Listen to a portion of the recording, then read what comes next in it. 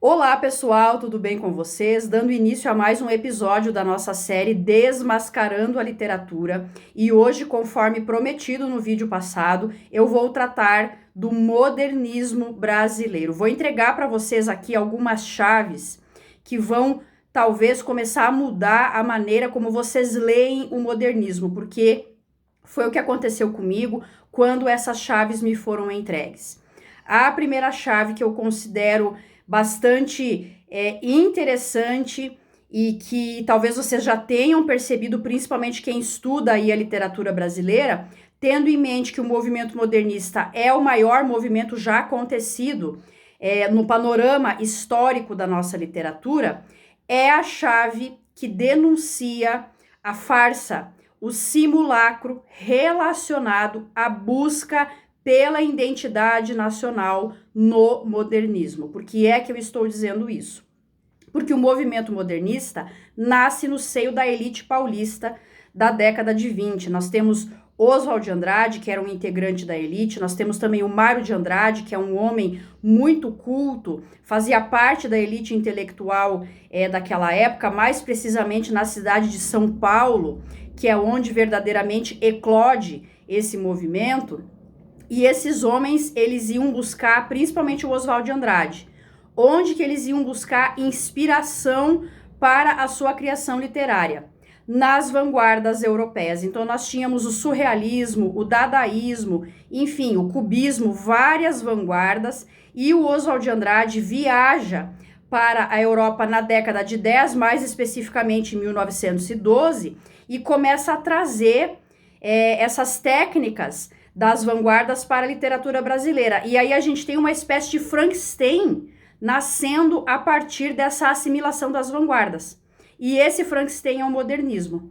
Então, de um lado, a gente tem uma busca pela identidade nacional por parte de homens da elite que não viviam essa realidade, que não viviam a realidade do pedreiro, da lavadeira, do vendedor, e que traziam essa realidade para a literatura dentro da sua ótica, que é uma ótica elitista, é uma ótica que prioriza, na verdade, os interesses deles.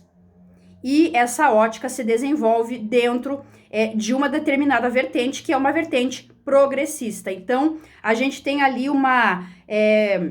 na verdade, uma pseudo-preocupação com as classes trabalhadoras, com a identidade nacional do brasileiro, só que, na verdade, o que estava se fazendo era propagar uma vanguarda europeia, no caso, as vanguardas da Belle Époque, lá da virada do século XX, e vanguardas que, na verdade, sinalizavam o pertencimento a essa elite. Eu não sei aqui se eu estou me fazendo entender, mas, basicamente, nós temos um descompasso entre o nacional e o que não é nacional.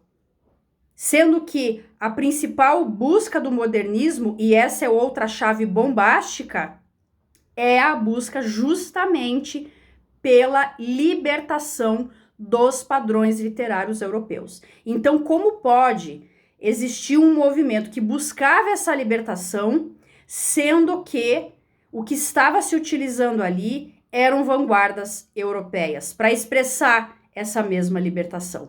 Então, essa é uma chave que, quando eu recebi, eu fiquei verdadeiramente interessada e comecei a esmiuçar as mais profundas contradições do modernismo. E essa é uma contradição.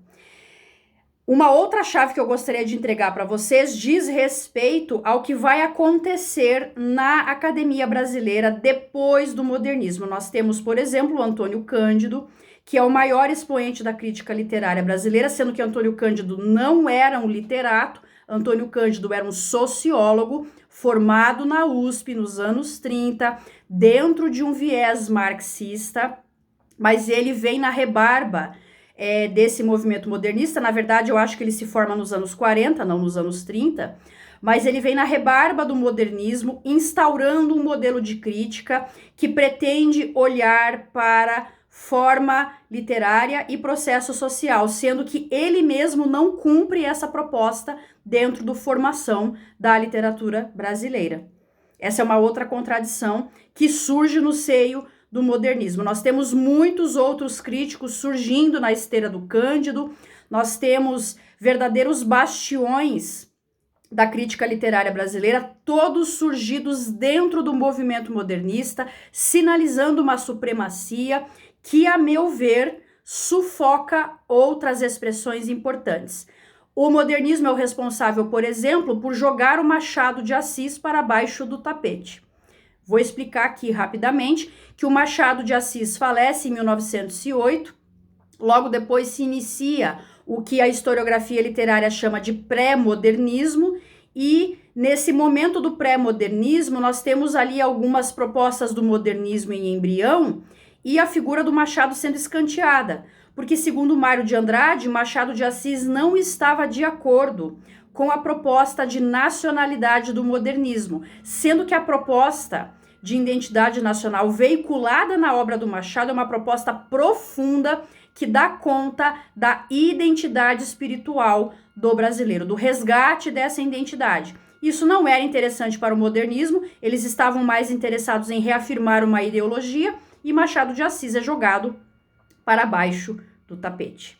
Essa é uma chave importante. E nós precisamos pensar que outros escritores, por exemplo, Guimarães Rosa, também é negligenciado aí pelo modernismo, porque o modernismo criou uma casta que até hoje se observa e que se entranhou nas universidades de professores, especialistas, se dedicando ao estudo da ficção modernista, ao estudo da literatura modernista, com uma tendência a negligenciar outros movimentos. E isso é chamado de modernistolatria. Nós temos um establishment acadêmico, nós temos figuras importantes do meio literário, não vou citar aqui o nome, que são verdadeiros reféns da modernistolatria, dessa adoração ao modernismo que, e essa é mais uma chave bombástica, só começa a ser legitimado nos anos 70 e 80 via Tropicália. Por que é que eu estou falando isso? Porque quando o modernismo surge, ele era muito discriminado, ele era muito mal visto. Ele era visto como um movimento de burgueses revoltados, isso é verdade, não é? E lá nos anos 70 e 80, a Tropicália recupera o modernismo, inocula o modernismo dentro dos lares brasileiros e passa a existir essa adoração, essa modernistolatria. E, infelizmente, nós temos poucos intelectuais que estão conscientes deste processo. Eu vou citar um intelectual aqui que é um conterrâneo meu, professor Luiz Augusto Fischer. Ele tem um texto chamado Reféns da Modernistolatria. É dali que eu estou tirando essa expressão e esse texto está disponível na revista Piauí. E é nesse texto que ele vai desnudar toda a complexidade de um movimento que, na verdade, criou uma idolatria e não cumpriu a sua proposta de trazer nada de novo para a literatura, ou seja, não cumpriu a proposta de trazer algo novo e não trouxe nada de novo, na verdade, para a literatura brasileira. Hoje eu vou ficando por aqui e eu espero que vocês tenham se sentido instigados por essa reflexão. Até mais.